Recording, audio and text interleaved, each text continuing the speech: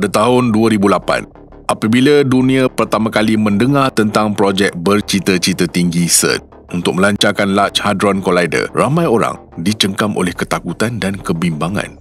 Tambahan pula, kabar angin mengatakan bahawa pemecut zarah besar ini mungkin mencipta lohong hitam mikroskopik yang boleh menelan bumi itu sendiri.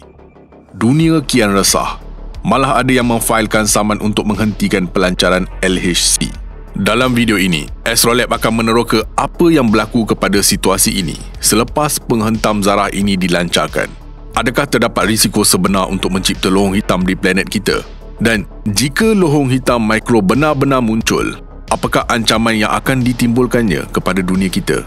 Apakah yang akan berlaku kepada sistem suria jika lohong hitam yang lebih besar masuk dari luar? Apakah yang mampu dilakukan oleh raksasa angkasa lepas ini? Bolehkah mereka berfungsi sebagai portal kepada alam semesta lain? Atau adakah mereka hanya formasi maut yang hanya memusnahkan dan membaham jirim? Seberapa besar lohong hitam boleh terbentuk? Astrolab membawa anda apa akan berlaku jika lohong hitam muncul di sistem suria. Assalamualaikum dan salam angkasa dari Astrolab. Sekilas fakta. Bolehkah anda bayangkan sesuatu yang luar biasa? Satu lohong hitam. Fenomena ini sangat misteri dan penuh teka-teki yang tidak difahami sepenuhnya oleh minda yang paling cerdas pada zaman kita. Lohong hitam bukan sekadar kawasan ruang. Ia adalah kawasan dengan ketumpatan yang menuju ke infiniti, di mana tarikan gravitinya sangat kuat sehingga cahaya itu sendiri tidak dapat terlepas. Lohong hitam sering terbentuk apabila bintang menghabiskan bahan api termonuklearnya dan meletup sebagai supernova. Lapisan dalam bintang tidak lagi menghasilkan tekanan yang mencukupi untuk mengimbangi lapisan luar, menyebabkan bintang itu runtuh ke dalam dirinya sendiri. Proses ini menjana tenaga melampau, menghasilkan denyar yang boleh dilihat di seluruh galaksi maupun di luar galaksi. Pada masa yang sama, jirim di dalamnya mencapai ketumpatan yang ekstrim. Kadang-kadang bintang neutron terbentuk akibat mampatan sedemikian sehingga ketumpatan jirim dalam bintang neutron adalah sangat tinggi. Sehingga kan satu sudut teh jirim bintang neutron berjumlah berbilion tan di bumi dan ketumpatan yang lebih besar diperlukan untuk lohong hitam muncul daripada supernova. Lohong hitam yang terbentuk adalah sesuatu di luar pemahaman kita. Objek ini tidak mempunyai permukaan, namun ia boleh berputar, kadang-kadang pada kelajuan yang tidak dapat dibayangkan. Lohong hitam memesongkan ruang dan juga masa itu sendiri. Lohong hitam kecil boleh mengoyak dan memakan bintang besar. Apa sahaja yang masuk ke dalam lohong hitam tidak akan pernah, dalam apa jua keadaan, terlepas darinya. Pada tahun 2008, pelancaran Large Hadron Collider menimbulkan kebimbangan dalam media global kerana kebimbangan lohong hitam muncul di bumi. Kenapa begitu? Ini kerana sejumlah besar tenaga penghentam atau collider beroperasi dengan keadaan luar biasa jirim yang timbul semasa eksperimen. Tugas utama Large Hadron Collider adalah untuk mengesan dengan pasti sebarang sisihan daripada model standard. Satu set teori yang membentuk pemahaman moden tentang zarah asas dan interaksi. Untuk proses ini, kita perlu mendalami zarah asas berbanding sebelum ini dan itulah sebabnya LHC memerlukan tenaga yang cukup besar. Walau bagaimanapun, kebimbangan ini terbukti tidak berasas dan collider telah beroperasi selama lebih 15 tahun. Bagi lohong hitam, kita mungkin tidak perlu risau tentang pembentukannya di bumi. Walau bagaimanapun adalah menarik untuk mempertimbangkan sama ada mungkin lohong hitam boleh muncul di bumi. Cuba kita fikir sejenak. Sebarang objek, termasuk anda dan Astrolab sendiri serta segala-galanya di sekeliling kita berpotensi menjadi lohong hitam. Untuk mencapai matlamat ini, kita mesti memampatkannya ke dalam jejari graviti, ambang di mana objek bertukar menjadi lohong hitam. Jejari sedemikian boleh dikira untuk mana-mana objek angkasa di alam semesta. Apa yang menariknya, jejari graviti objek biasa adalah kecil berbanding saiz sebenar mereka. Untuk bumi, hanya 0.887 cm atau 0.35 inci. Sekarang, mari kita fikirkan tentang perkara ini untuk menjadikan bumi sebagai lohong hitam. Seseorang itu perlu memampatkannya kepada saiz kacang dan mencipta lohong hitam mikro dalam collider yang berbahaya dari jauh. Anda perlu berkumpul di satu tempat di mana jisim setanding dengan bulan. Tahap kecerdasan manusia jauh daripada mempunyai keupayaan sedemikian, tetapi jom kita lakukan percubaan pemikiran pula. Bayangkan lohong hitam sebesar kacang muncul di bumi tanpa mengira asal-usulnya. Baiklah, katakan para saintis masa depan mencipta super collider dan apa yang akan berlaku seterusnya? Secara ringkas, tiada apa yang baik akan datang daripadanya. Satu senario yang mungkin adalah bahawa lohong hitam akan segera menyelam ke dalam planet kita dan bergerak ke arah terasnya, kira-kira pada kelajuan objek jatuh bebas. Ia akan menyerap bahan sekeliling dalam perjalanannya, tetapi ini tidak akan menjadi isu utama berbanding dengan pergolakan graviti yang dahsyat yang dicipta oleh gabungan graviti lohong hitam dan planet yang runtuh. Planet kita akan musnah dan kemudian lohong hitam perlahan-lahan akan memakan sisanya.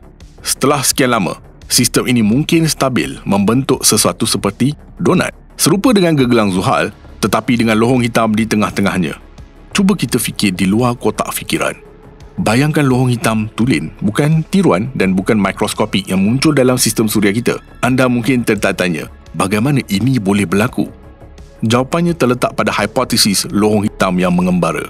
Walaupun kebarangkalian pertemuan yang menakutkan sedemikian sangatlah rendah, ia bukannya tidak boleh berlaku. Jadi apa yang akan berlaku kepada sistem suria jika lohong hitam yang mengembara memasukinya? Hasilnya bergantung kepada beberapa faktor. Jisim lohong hitam, trajektori dan halajunya. Jika ia adalah lohong hitam biasa yang terbentuk akibat letupan supernova, kita akan menghadapi masalah walaupun ia memasuki pinggir sistem suria kita. Katakan ia muncul berhampiran mustari. Ia akan membahap dan menelan gergasi gas, menjadi pusat bersama sistem suria. Malah ia akan menjadi lebih besar daripada matahari. Sungguh menakutkan untuk membayangkan kesan ke atas orbit planet dan matahari itu sendiri. Keharmonian semasa dan gerakan yang disegerakan akan tiba-tiba hilang keseimbangan dengan cara yang paling huru-hara.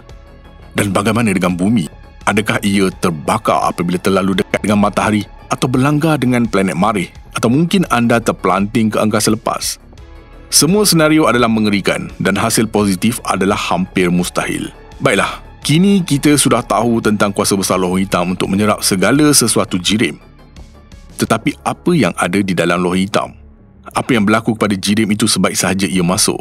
Belum ada jawapan yang pasti dan mungkin tidak ada jawapan untuk masa yang lama.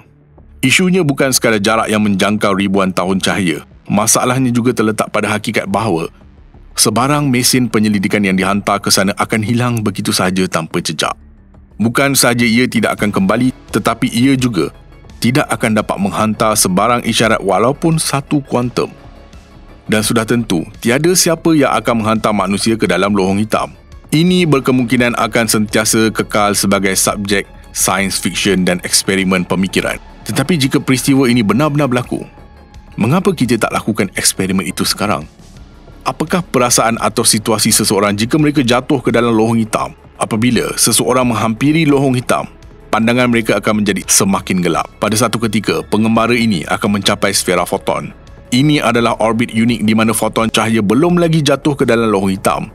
Tetapi mereka juga tidak dapat melepaskan diri dari cengkaman gravitinya, lantas bergerak dalam bulatan. Jika mereka dapat bertahan pada tahap sfera foton, angkasawan malang yang jatuh ke dalam lohong hitam akan terkejut melihat belakang kepala mereka sendiri. Ini kerana foton cahaya yang dipantulkan dari belakang kepala mereka akan mengorbit lohong hitam dan memantul terus ke mata angkasawan. Seterusnya ialah ufuk peristiwa, titik yang tidak dapat kembali.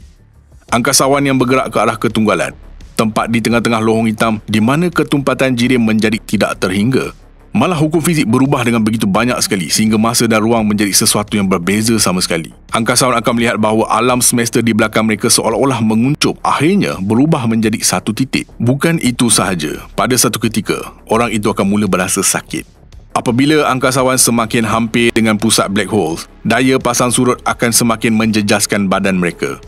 Sebagai contoh, jika seseorang jatuh kaki terlebih dahulu, kaki mereka akan tertarik ke pusat dengan lebih kuat daripada kepala mereka. Badan akan mula meregang.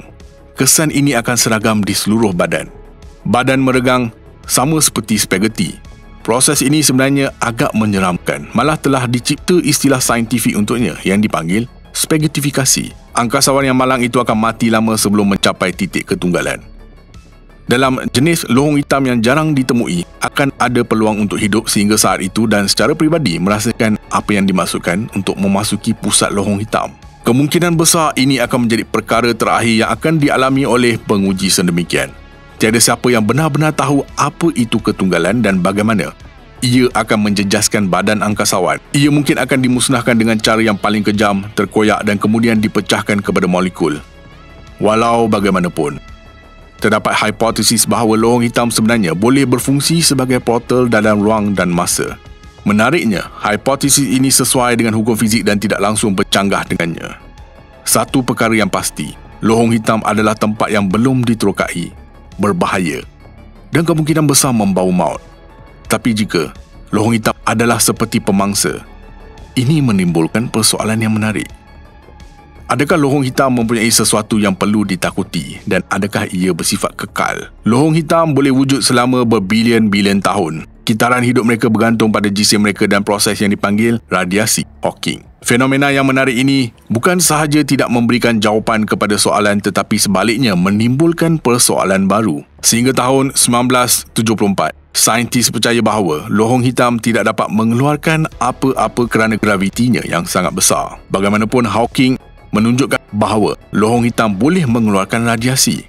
Ini adalah proses yang sangat pelik, di mana lohong hitam kehilangan jisim disebabkan oleh fenomena kuantum dan sempadannya. Hasil daripada fenomena ini, zarah maya dan anti-zarahnya muncul berhampiran sempadan lohong hitam. Secara ringkas, kadangkala satu zarah jatuh ke dalam lohong hitam dan satu lagi terlepas ke angkasa. Ini membawa kepada kehilangan jisim lohong hitam dan menjana sinaran yang disebut. Pada masa ini, kita sangat jauh daripada mendapatkan sebarang bukti eksperimen, tetapi komuniti saintifik yakin dengan kewujudan sinaran Hawking. Lohong hitam yang sangat besar boleh wujud untuk masa yang sangat lama selama bertahun-tahun. Ia adalah merupakan objek angkasa paling lama hidup di alam semesta. Tetapi mereka juga tidak kekal.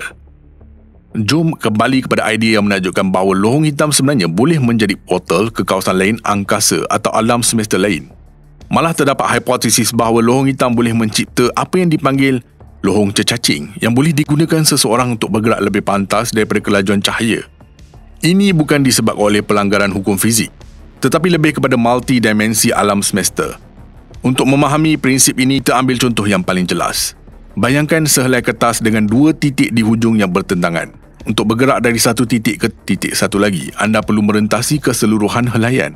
Tetapi jika anda melipat helaian dengan betul, kedua-dua titik ini akan menjadi sangat rapat, hampir bersilang yang tinggal hanya beberapa perkara yang mudah seperti belajar membengkokkan fabrik ruang dengan mahir. Lohong hitam adalah herotan ruang masa yang sangat baik dan kebarangkalian bahawa sekurang-kurangnya beberapa lohong hitam mampu membentuk lohong cecacing seperti itu tidak lagi boleh diketepikan lagi. Sekarang kita pergi kepada teori tentang portal ke dunia selari.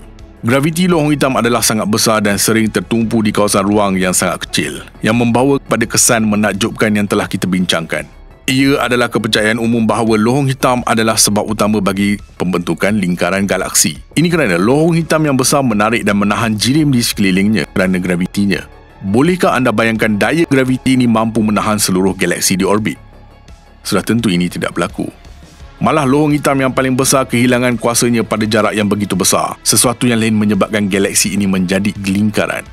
Walau bagaimanapun, ini tidak menafikan fakta bahawa terdapat lohong hitam besar di tengah-tengah hampir setiap galaksi dan galaksi kita tidak terkecuali.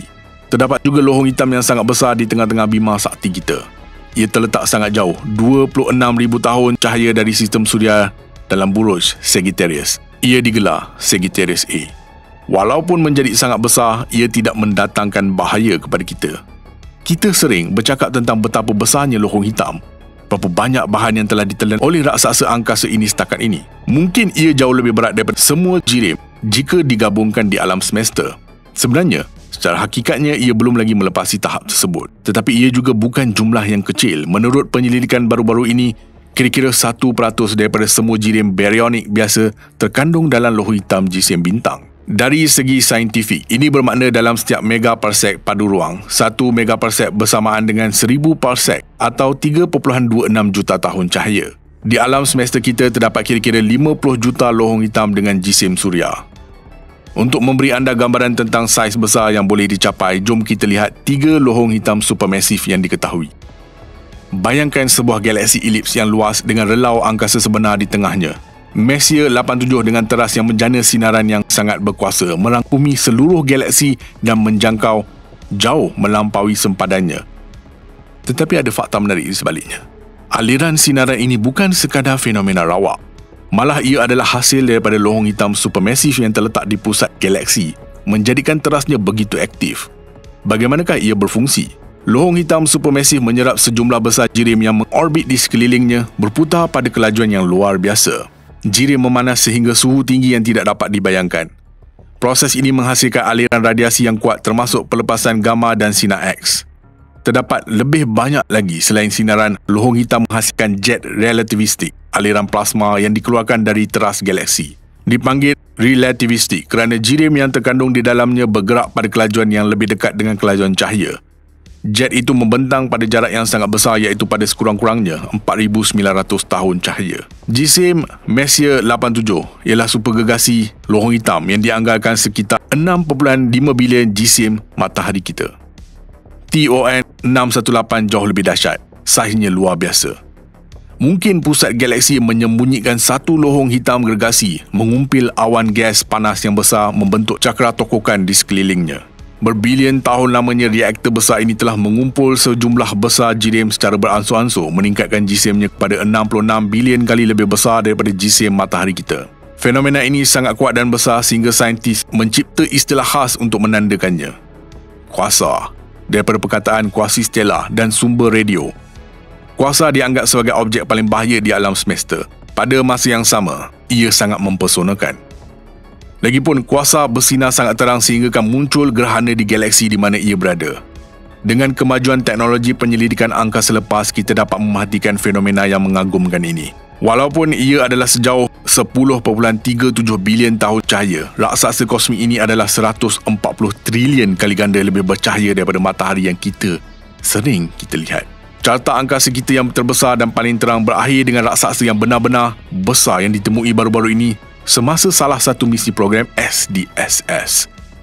Bercakap tentang satu lagi kuasa ultra kilau yang terletak kira-kira 16 hingga 17 bilion tahun cahaya dari kita dan mungkin berusia sekitar 10 bilion tahun. Dari segi kecerahan, objek angkasa yang mengagumkan ini adalah lebih rendah daripada TON 618 dan mempunyai 56 trilion kali kilauan matahari. Tetapi jisimnya adalah pemecah rekod mutlak. Kemungkinan besar ia mempunyai berat kira-kira 196 bilion jisim matahari kita. Tidak diragukan lagi lohong hitam adalah fenomena yang sangat bahaya dan bahkan sangat mematikan di alam semesta kita. Ia menentang fizik itu sendiri. Apatah lagi, apa yang boleh ia lakukan untuk perkara-perkara yang biasa. Tetapi untuk sebahagian besar, mereka berada pada jarak yang selamat dari kita.